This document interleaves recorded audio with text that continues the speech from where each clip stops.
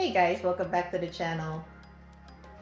Hey guys, welcome back to the channel. Today I wanted to talk to you guys about what worked really well with my camping packing system and what didn't work very well, and the things that I would hope to change for the next time around. So stay tuned.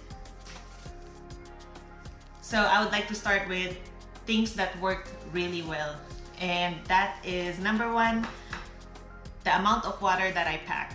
So I have this rule in my head that I pack 1 gallon of water per day per person. So what I mean by that is water that you're gonna use to cook your food, drink, clean your utensils, whatever, that whole day. So it is everything that you would use water for, except of course bathing. Just find the link. The second thing I want to show you guys is this pillow, which is the Thermarest. This is mine. This pillow is Thermarest, and it packs pretty okay. I'll show you guys. So this is not at its full inflated position, shape. This is not at its full inflated shape right now because I just pulled it out of my pack.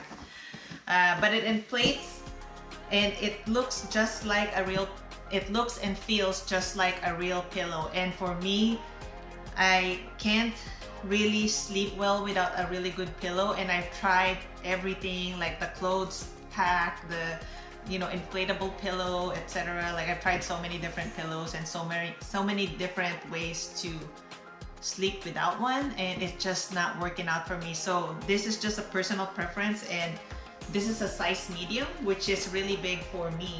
But I didn't want the small one because, like I said, this is gonna be personalized and it's not for everybody. They're gonna be like, oh, that takes up so much room. Actually, it doesn't take up that much room, but it takes up room if normally you don't even bring pillows. So that's the only difference. And if you are used to using inflatable pillows and you're comfortable with that, then that's also different.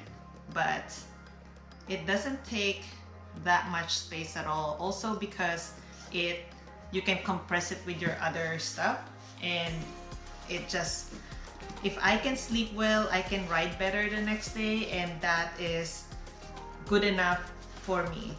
I don't want to have a bad night's sleep and not really be optimal riding condition the next day and not be able to enjoy my journey. So there you go. So another thing that worked really well was that I packed a lot of these.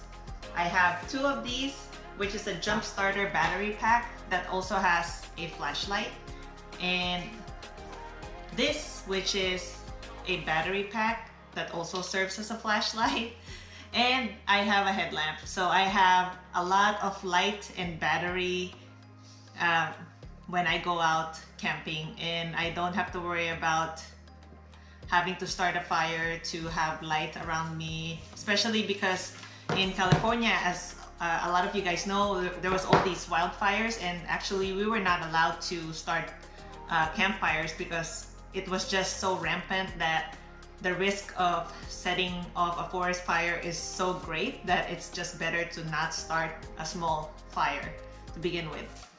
So having these, I never had issues with lighting.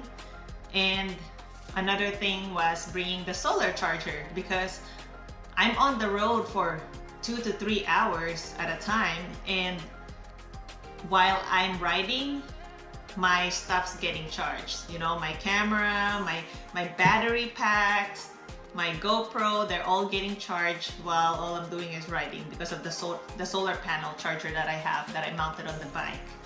And for all these things that I'm talking about, I'm gonna send a link on my camping video in the description below, because I have a more in-depth explanation, and where I'm showing you guys everything that I brought with me when I'm camping.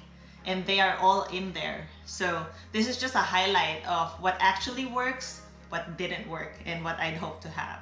So obviously the tools, because I just don't feel comfortable setting out on a trip without bike tools and emergency stuff in case I break down the road. And lastly are the trash bags. If you've been watching my videos, you will see that I use the trash bags to cover my gear, some parts of my bike, because at that time I didn't have a bike cover. And trash bags are really useful, not just for putting your trash, but keeping your gear dry, and you know, you can use it for anything. It's very, very versatile. So moving on to what didn't work and what failed. This really sucks because my sleeping pad failed, and I have a bad back, and there's just absolutely no way I can sleep on the hard ground without any padding in between me and the ground. Fortunately, the time when that happened, I was camping with my friends, so one of them has an extra sleeping pad and I was able to use it, and thank you for that, because without that sleeping pad, my back I probably won't be able to get up the next day. And what I plan to do about that for the future is I am going to bring my cot next time around so that I have something as a backup in case this happens again, because at least the cot, you know, it won't puncture and it won't deflate. It's more durable. I didn't want to bring it because it takes up more space than an inflatable pad, but my pad that deflated, it was not repairable because there was just micro air holes everywhere, and I was trying to troubleshoot it. It was just like, it's just toast. Another thing that I upgraded on, or I changed for next time, was get a real bike cover, because oh my god, now that I have a real bike cover, sometimes I can just cover the whole bike and not have to worry about prying eyes, you know. And I'm not saying that that's a legit solution to theft deterrent. You can obviously tie down and lock your belongings with cable locks and such, but it adds like an extra layer of protection, and it keeps your stuff dry as well if you're just in the forest and all the mildew and whatever. Lastly, I got a new personal locator beacon so that I can now call for help if I ever get into any grave danger and there's no cell signal. So that's another upgrade that I am adding on to my pack for the future. To be honest with you, I travel a lot, and prior to even making YouTube videos, I've camped a lot as well, and this is kind of like my forte, like packing and, you know, toning down my pack and making sure that this is the most efficient, because I've traveled solo a lot, and most of the time it wasn't with motorcycle either. I was literally backpacking, and I have nobody to say, hey, carry this for me. And there was a time where I almost missed my boat in Italy, like, you know, the taxi boats. And if I had been carrying luggage and stuff and not just a backpack, I think it would have been harder to catch that boat because the streets that you're on, your carry-on, you can't really like drag it and run because it's all cobblestones and there's a bunch of steps, and it's not really conducive to you rolling a carry-on. I guess I have had plenty of packing experience in my life, so I don't really have that much stuff that didn't work out.